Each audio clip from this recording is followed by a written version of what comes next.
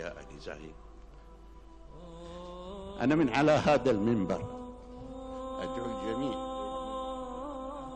الحاضرين هنا في هذه الصالة أو الذين يشاهدوننا من خلال التلفاز. أيتها الأم، أيها الأب، امسك القلم واجلس أبنائك حولك واكتب وسطر. هذا ما كان يحبه زايد، هذا ما كان لا يحبه زايد. ونجمع تلك الأوراق، لا نضعها على الرفوف ولا نتغنى بها على الدفوف، وإنما نضعها في الصدور ونضعها في مقدمة الدستور. بهذا الوفاء نكون قد أوفينا الرجل حقه.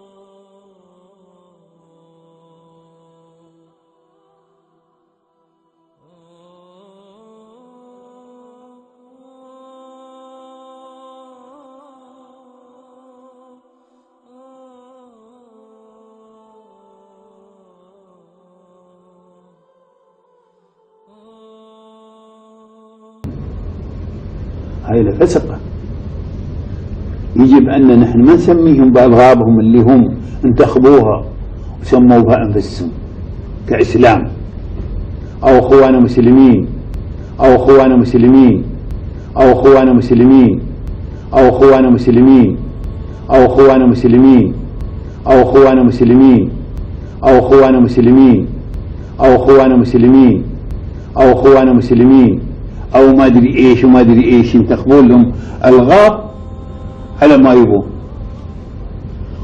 ويتصرفون بتصرف الفسقة الكفر.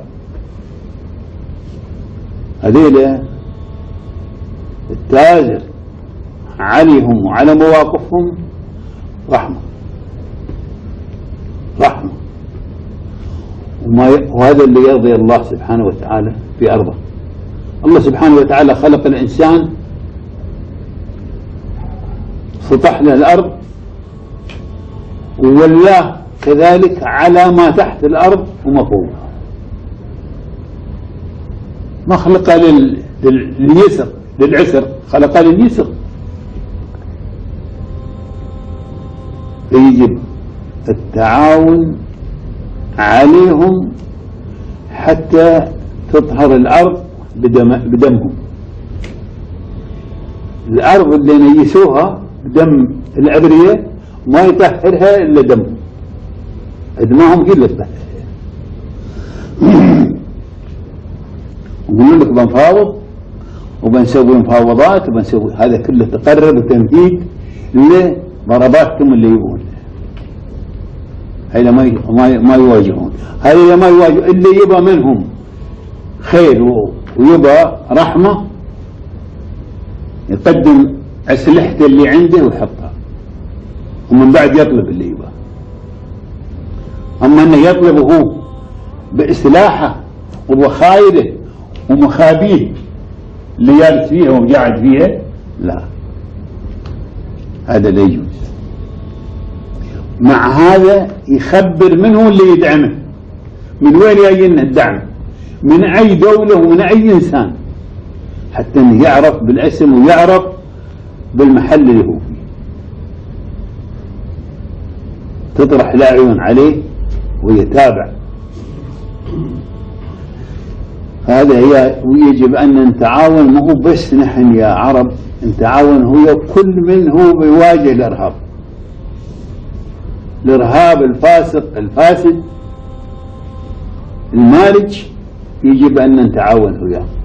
أما تعاوننا نحن يا عرب هذا شيء ما منه بد ولا منه حيلة ولا حول، إلا أن نتعازر وأن نتعاون على ما نحن عليه.